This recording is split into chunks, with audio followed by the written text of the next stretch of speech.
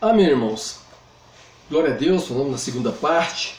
O Senhor Jesus está aqui conosco, não é? Vamos continuar aqui nosso bate-bola, por assim dizer, esse bate-bola espiritual, não é?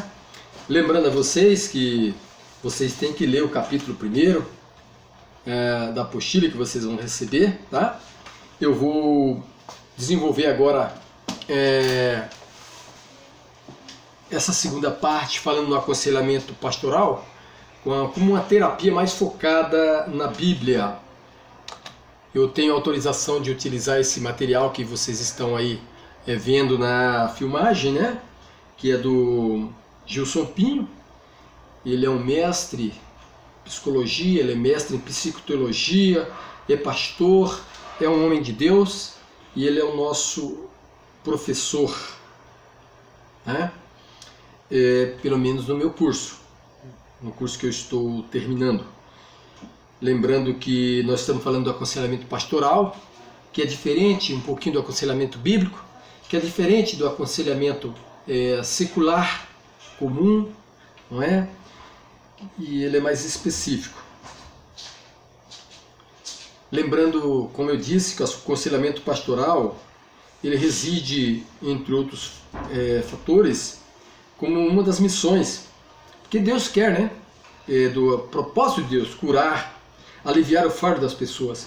E Jesus delegou à sua igreja essa incumbência dela ser sal e dela ser luz. Por isso que a igreja, sendo sal e sendo luz, ela tem pessoas capacitadas que podem oferecer esse tipo de ajuda para alguém. Muitas vezes, irmão, eu estou enfatizando isso. Se você não souber ouvir, você não vai saber aconselhar. Deixa eu repetir isso para você. Se você não souber ouvir, você não vai saber aconselhar. Quem sabe ouvir consegue com muito mais sucesso a confiança de outras pessoas. E eu confesso, irmão, que é uma dificuldade muito grande que eu tenho. Por isso que eu falo que Deus ele vai tratando em áreas da nossa vida. Às vezes você vai aconselhar uma pessoa e no fim você está sendo tratado também. Então, a igreja ela é um reduto de luz e sal, onde deve ter naturalmente pessoas preparadas para ser, né, resplandecer e para curar. O sal ele tinha uma função importante. Ele não só curava, mas ele conservava. O aconselhamento pastoral, irmão, te fazendo um corte aqui, muitas vezes ajuda a conservar a pessoa dentro da igreja. Você já não teve a oportunidade de resgatar uma pessoa que foi um dia da igreja? Talvez você foi um conselheiro sem saber. Por quê? Porque muitas vezes aquela pessoa estava ferida e ela não recebeu o tratamento no momento adequado. Ela ouviu muitas vezes palavras duras, ao invés de ouvir o que ela tinha para falar. Então, ouvir é fundamental no aconselhamento. É muito importante. Agora, deixa eu falar uma outra coisa para você. Você vai aconselhar um homem. Lembre-se de uma coisa. Esse homem, se ele for casado, ele tem uma mulher. Lembre-se que se ele tiver uma mulher, ele tem uma família. Lembre-se que se ele tiver uma família, ele tem responsabilidade. Talvez no trabalho. Talvez com alguma enfermidade da família. Talvez com escola, com filhos, na igreja, múltiplos aspectos, facetas da vida dele. Portanto, muitas vezes você vai aconselhar uma pessoa e você deveria aconselhar a outra pessoa, que talvez seja mulher, talvez seja um filho, talvez seja necessário um aconselhamento familiar. Então não se frustre se você não atingir o objetivo, mas você faça a sua parte. Por quê? Porque a cura está com a pessoa, na pessoa do aconselhando, o que vai receber o aconselhamento. Ele é a chave para a própria cura. Antes dele e depois dele, Deus e depois você. Lembre que é muito importante que o aconselhamento pastoral, ele é um ministério, mas muitas vezes você não vê na igreja esse departamento. Você já fez uma visita para alguém e aí você ora com a pessoa fala com você coisas que às vezes você não esperava. E às vezes você que sabendo, você fala, vai guardar contigo aquilo muitas vezes. Isso é uma espécie de aconselhamento. Faz parte muitas vezes de uma igreja esses grupos. Grupos que eu digo, irmão, espirituais, maduros. Não é? É o irmão espiritual que deve aconselhar. É aquela senhora que tem uma experiência de vida, que ela as pessoas olham e falam, essa aqui eu posso dizer, ela pode dar um aconselhamento para o casal. É aquele irmão que passou por uma libertação que vai ter a oportunidade, vai ter a condição.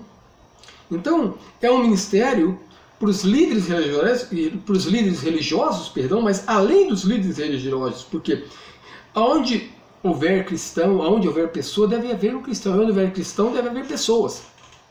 E pessoas, aí acrescento eu, machucadas, e digo muitas vezes cristãos machucados. E o papel da igreja é muitas vezes trazer isso. Então o leigo, o que eu digo leigo, irmão? Eu não sei se você que está me ouvindo, você já fez aconselhamento, já passou por aconselhamento. Então se você não passou por aconselhamento, se você não tem uma instrução, não é formado em aconselhamento, você é o que nós chamamos de leigo, o laico, não é? Mas você pode identificar uma necessidade do irmão? Claro que pode. É evidente. Basta você ter passado por experiência. Basta que você tenha tido a oportunidade que aquele irmão leve a você uma coisa que ele não levaria para outro. E se você não pode resolver a situação dele? E aí entra o segundo momento, que você vai procurar o seu pastor, não é? E vai explicar o que está acontecendo e pedir para alguém aconselhar. Eu não digo que você vai falar do problema do irmão, presta atenção. O problema do irmão é entre você e ele. Se ele quiser, se esse irmão for se aconselhar com o pastor vai ouvir o problema dele e não vai falar para as outras pessoas.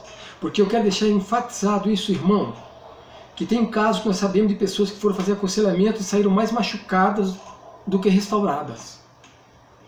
Porque a pessoa que o aconselhou não tem a sabedoria suficiente para entender que o assunto era entre ele, o irmão aconselhando e Deus.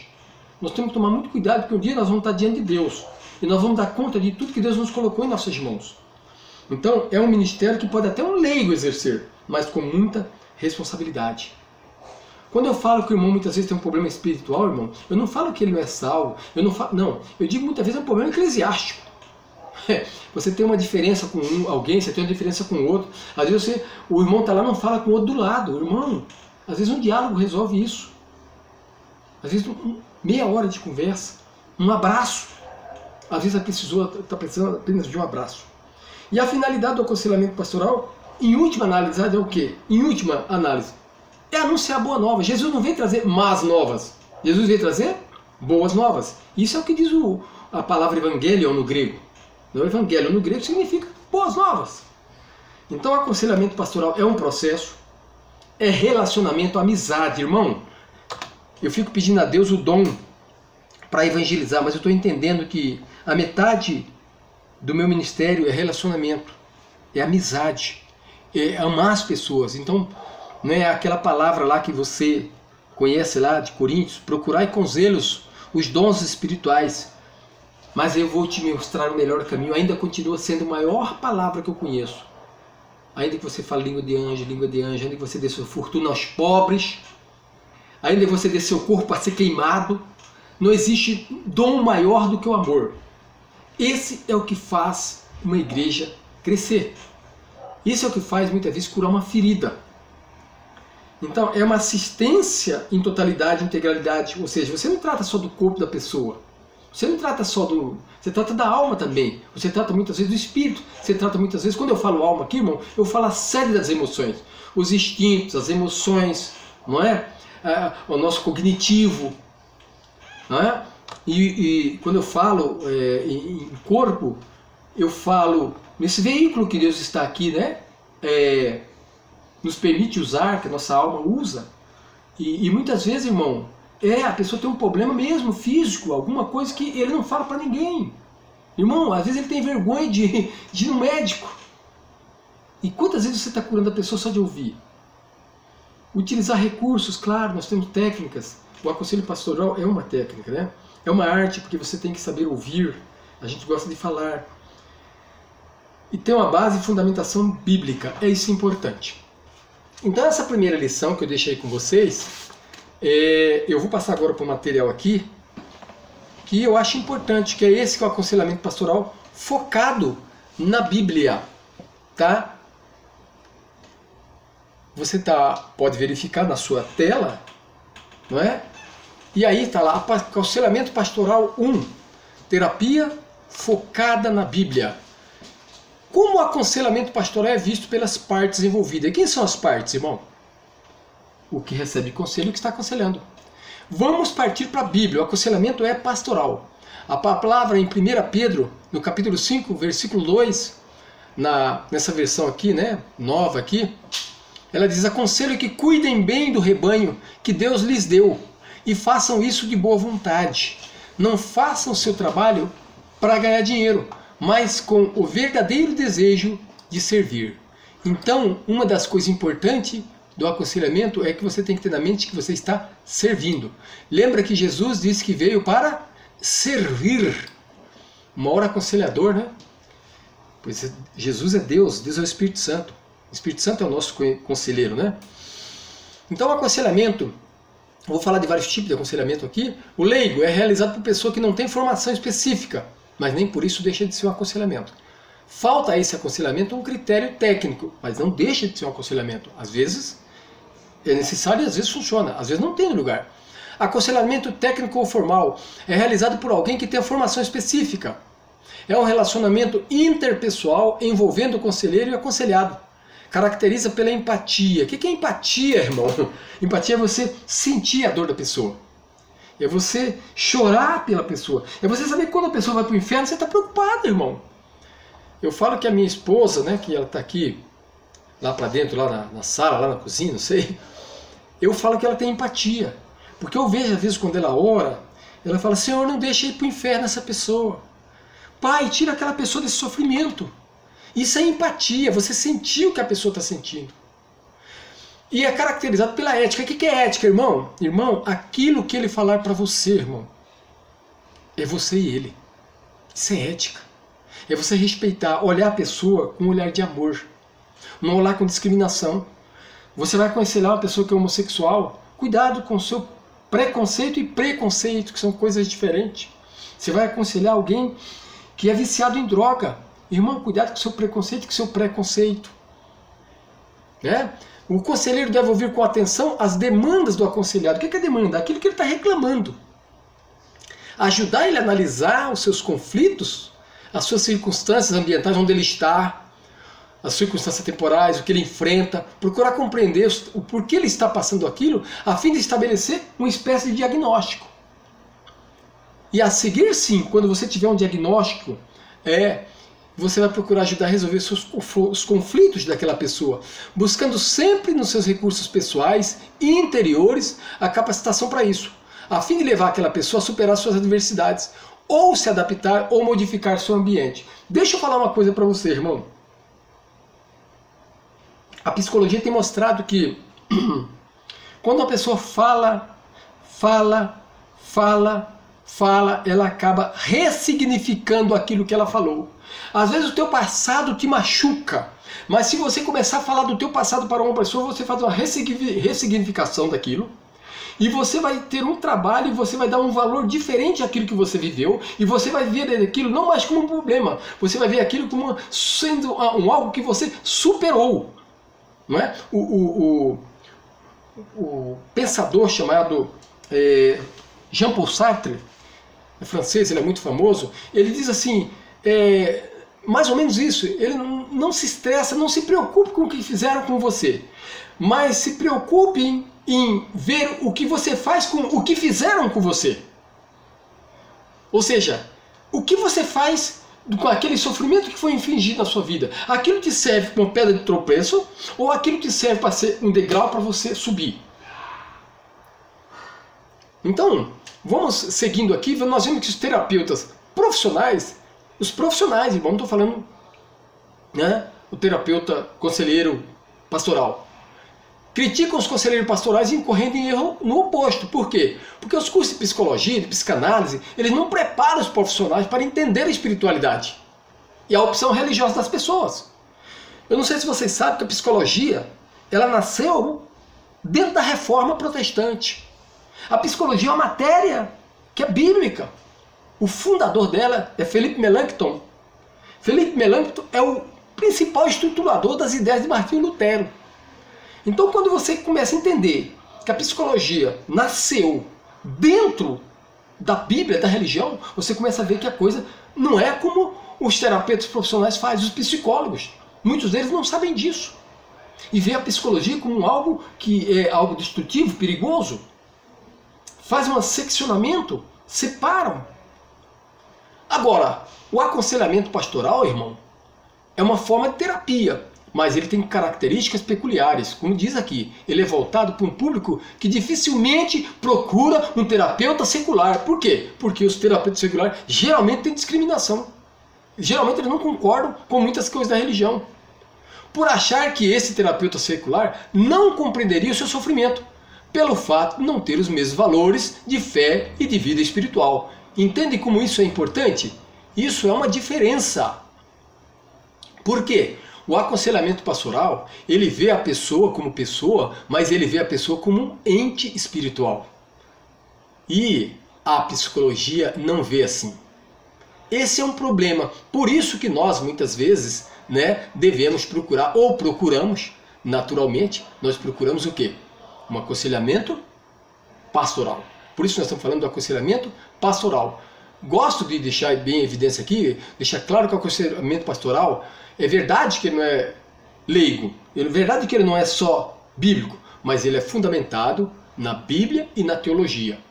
A pessoa que exerce a função pastoral deve entender que aconselhamento faz parte do ministério pastoral. Você não quer que a sua ovelha vai falar do problema que ela está passando para um outro cara, quer? Eu vou te falar uma coisa para você. Quando a ovelha começar a procurar outra pessoa de outra igreja, outro pastor, ela vai sair da sua igreja. Todo pastor ou líder espiritual tem que se preparar para essa atividade. Todo conselheiro pastoral deve se espelhar em Cristo. Pega essa passagem, 1 Coríntios 1:1. É muito importante essa passagem, irmão. 1 Coríntios 1:1. Olha lá, o aconselhamento pastoral não é apenas realizado por pastor. Beleza? Sim. Mas tem que ter um fundamento bíblico. Bíblico. Isso é muito importante. Não há aconselhamento pastoral se não for bíblico.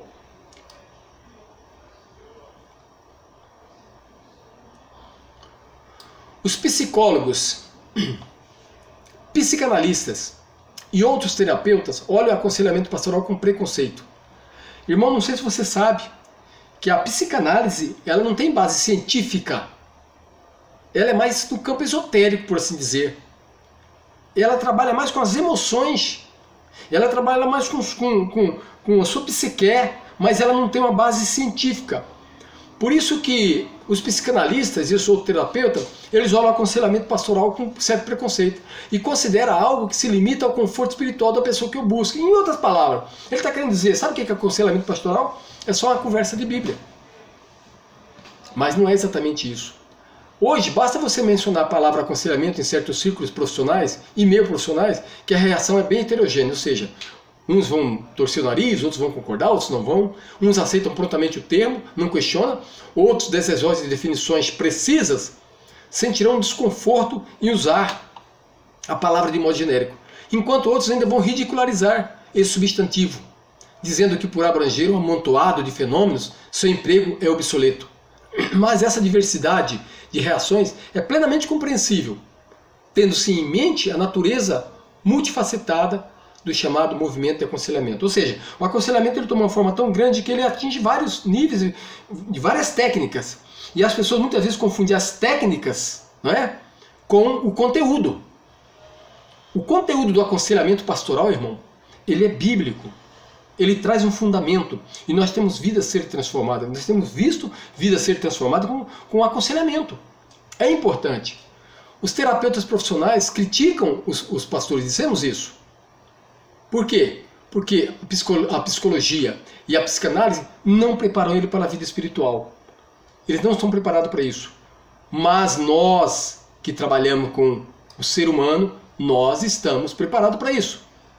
Nós temos que entender que existem valores emocionais, instintivos, cognitivos, isso é de conhecimento, comportamentais, ambientais, mas acima de tudo, valores espirituais. Isso é muito importante. O aconselhamento pastoral visto pelo lado do conselheiro. Irmão, o que você busca? Você, conselheiro pastoral. Nós não temos que bancar psicólogo, não é? Eu devo estudar psicologia, eu devo ter um conhecimento. Posso estudar psicologia, posso estudar psicanálise, terapia sistêmica, posso ser um profissional secular e não um conselheiro pastoral, tá vendo? Então não tem que bancar o psicólogo. Eu não posso me impor como autoridade espiritual. Irmão, se eu sou um conselheiro pastoral e o meu pastor é pastor, ele é meu pastor. Eu tenho que entender isso, eu tenho que entender o meu papel. E se eu sou conselheiro nesse momento, eu sou conselheiro, eu não sou pastor. É diferente. Então eu tenho que entender, eu posso ser pastor e conselheiro, eu posso ser conselheiro e pastor, e posso ser pastor e posso ser conselheiro. Então a autoridade espiritual ela é exercida da forma contextualizada. Se eu estou aconselhando alguém, eu vou ser mais um amigo. Eu vou ser mais uma pessoa que vai ouvir. Se eu estou exortando ele como pastor, bom, aí é um pouco diferente. Então, o aconselhador, irmão, o conselheiro pastoral, ele não é necessariamente uma autoridade espiritual. Ele não tem que se impor. Ele pode ser até, mas ele não tem que impor. Ele não tem que forçar seu ponto de vista. O Sidney não pode forçar o ponto de vista dele sobre aconselhamento. Principalmente a pessoa. Sabe por quê, irmão? Porque é a pessoa que está passando o problema. Não é o Sidney. Eu não posso ser um manipulador. Eu não posso ser um assediador para dizer eu sou um aconselhador. Não. Eu estou ali para tentar ajudar o irmão a superar um problema que ele não consegue sozinho. O aconselhador pode até fazer discípulos. Ele pode até fazer discípulo, mas ele não pode fazer discípulo para ele. Ele tem que fazer discípulo para quem? Né, pastor? Para quem que ele tem que fazer discípulo? Jesus. Não é? O conselheiro, irmão, ele pode saber o problema da vida da pessoa, mas ele não pode ser bisbilhoteiro. Tá vendo? Isso é importante. Eu disse que eu dei aula o ano passado de aconselhamento pastoral para uma turma. E uma das minhas alunas, ela me confidenciou em particular. Ela estava muito triste porque ela pediu aconselhamento para um pastor da igreja dela, eu não sei de que igreja que é, e que dias depois a igreja começou a ficar saber dos problemas dela. Irmão, isso é falta de ética. Isso pode dar até um problema até processual, irmão. Nós temos que tomar cuidado. Nós não estamos ali para bancar um psicólogo, para ser autoridade espiritual, não necessariamente, não é? Para fazer discípulo para mim, e nem para bisbilhotar a vida do irmão. Nós estamos ali para agir como se fosse um psicólogo cristão, isso eu concordo.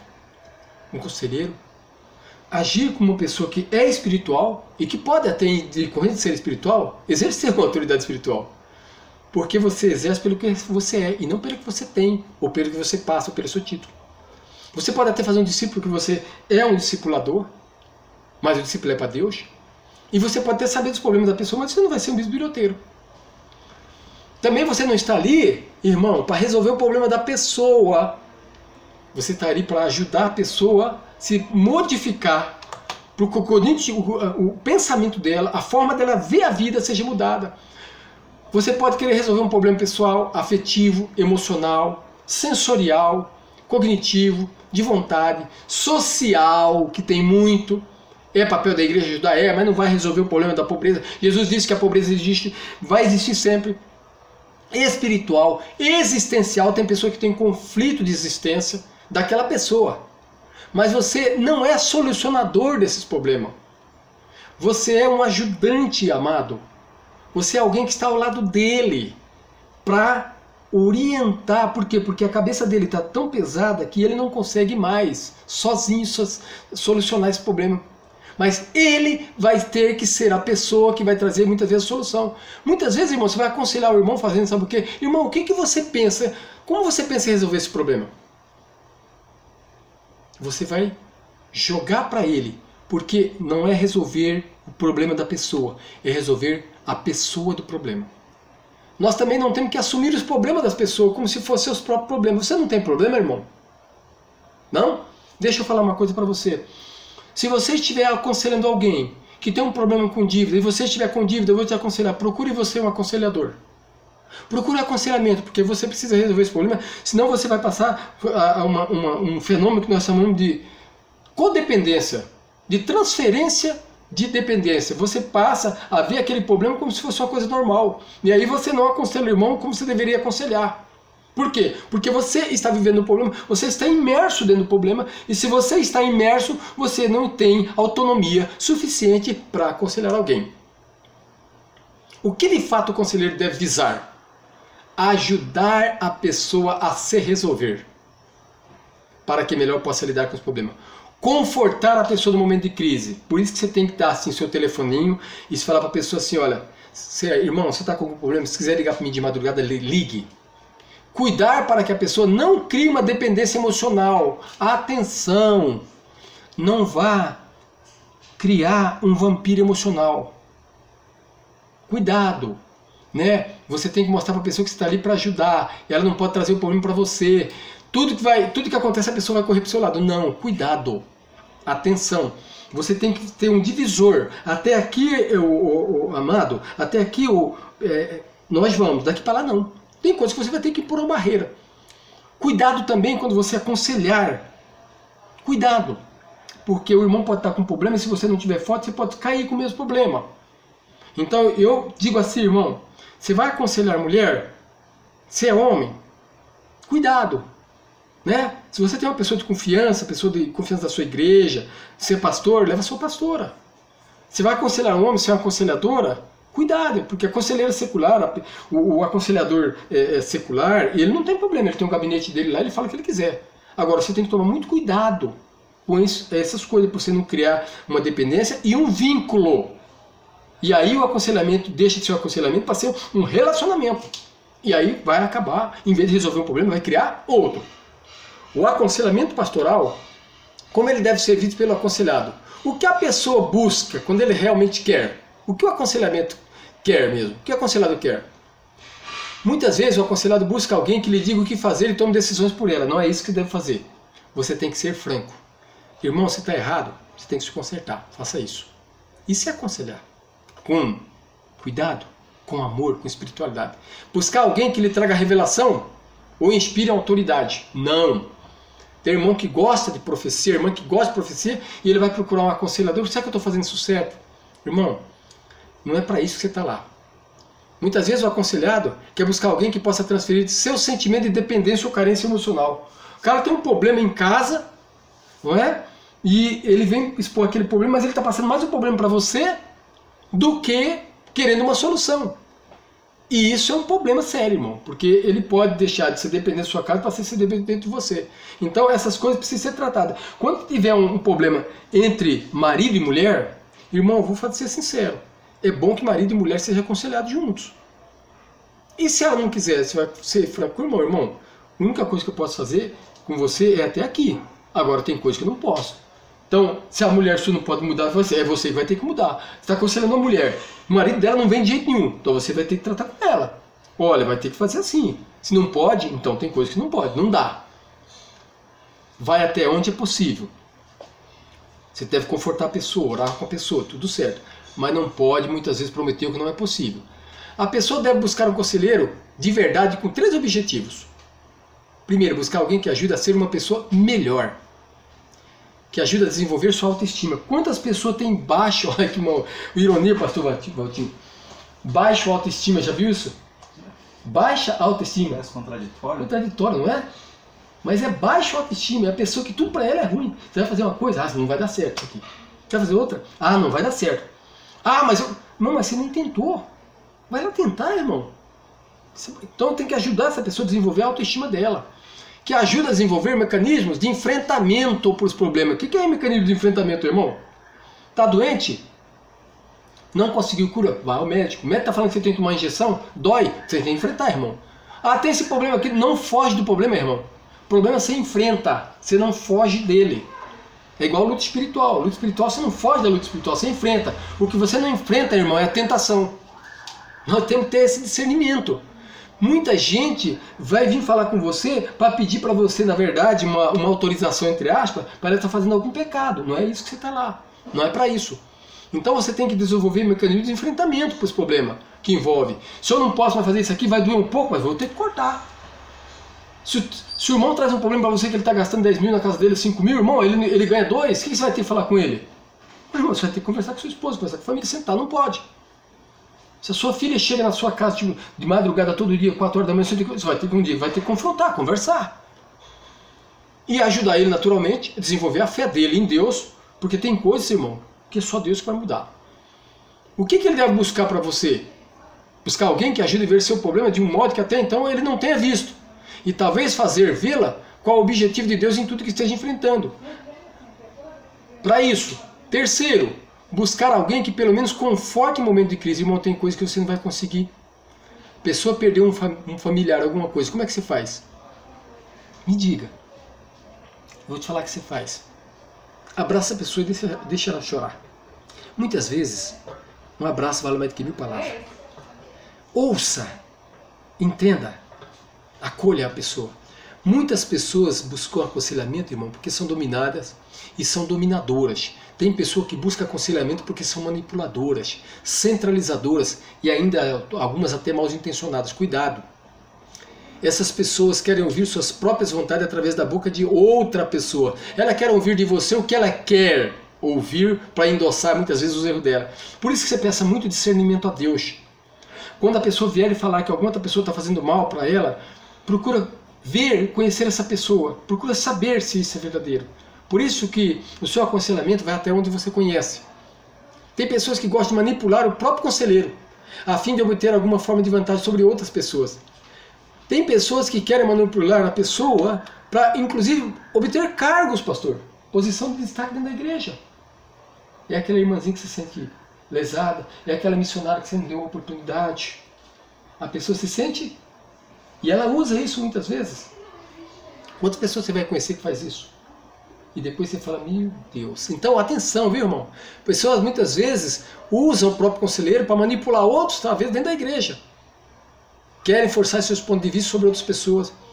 Querem, aspas, vou dizer assim como está ali, alugar alguém sobre a qual possa exercer a atividade de vampiros espirituais ou vampiros emocionais. O que é vampiro espiritual?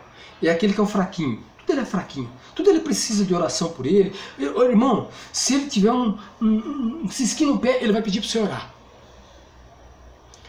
Se alguém, o irmão, não olhou para ele, ele vai esperar o pastor no final da igreja, no final do culto, e vai falar com o pastor. Esse é o vampiro emocional. É aquele irmão que às vezes cai no chão, chora, chora, chora, chora, irmão. E aí você vai ver, acha que é um problema espiritual e o problema está no irmão. Você está achando que aquele irmão está cheio e o problema... Você está achando que a outra pessoa fez algum mal para ele, a pessoa caiu ali, fez um monte de coisa, você vai ver, o problema é o irmão. Isso é o vampiro emocional. E muitas pessoas que buscam aconselhamento não fazem porque estão precisando de ajuda, mas por motivos nobres. Isso é importante. Isso eu gostaria. Até penso fazer isso, buscar aconselhamento. Aprender como aconselhar as pessoas para melhor exercer esse ministério. Presta atenção nisso, irmão. Para exercer tipos de atividade como evangelização, discipulado, onde a prática do aconselhamento pode ser útil no trabalho que já exerce. A esses dois tipos de pessoas, nós podemos dizer, já encerrando a aula praticamente, seja bem-vindo a esse ministério. Eu quero convidar você a ser bem-vindo a esse ministério de aconselhamento, irmão. A ajudar o seu pastor, ajudar a sua igreja, ajudar a sua família. E eu vou dizer que a coisa mais importante que você precisa fazer disso tudo, irmão, é ter 2 ouvidos. Ouvir. Ouvir. Ouvir, irmão. Segunda coisa, tentar entender. Terceira coisa, tentar ajudar. Quarta coisa, se for preciso, irmão, se for preciso, ajuda até material. E você vai ver como é bom você ajudar alguém a caminhar, mostrar para ela que o passado dela pode ser ressignificado, pode ser usado isso como um degrau para que ela vença e outra, ela seja instrumento na mão de Deus para levar outras pessoas aos pés de Cristo, pessoas que tiveram aquele problema e que não conseguiram superar. Eu gostaria de terminar essa aula dizendo o seguinte para vocês. Eu gostaria que você sempre falasse para o aconselhado o que ele é em Cristo. 2 Coríntios, capítulo 5, versículo 17. O que ele é em Cristo está ali. Eu gostaria que você falasse para ele o que ele tem em Cristo. E para isso eu gostaria de usar 1 Coríntios 15:57. e gostaria de dizer o que ele pode em Cristo, usando Filipenses 4:13. Que Deus abençoe grandemente a sua vida.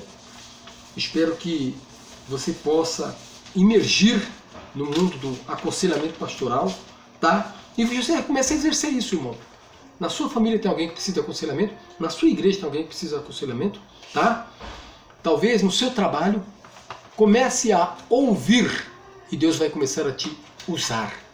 Eu te agradeço, eu faço em nome de Deus Pai, Deus Filho e Espírito Santo, e pedindo para o pastor Valtinho fazer uma oração aqui, que o pastor Valtinho está aqui, uma oração de fechamento, agradecendo o Valtinho que, graças ao meu pastor aqui, ele implementou toda essa tecnologia que vocês estão vendo aí. Nós, Valtinho, vamos vender esse know-how aí, vamos ficar ricos e famosos, né? Gravar um DVD, videoaula. Videoaula. Deus esteja abençoando você.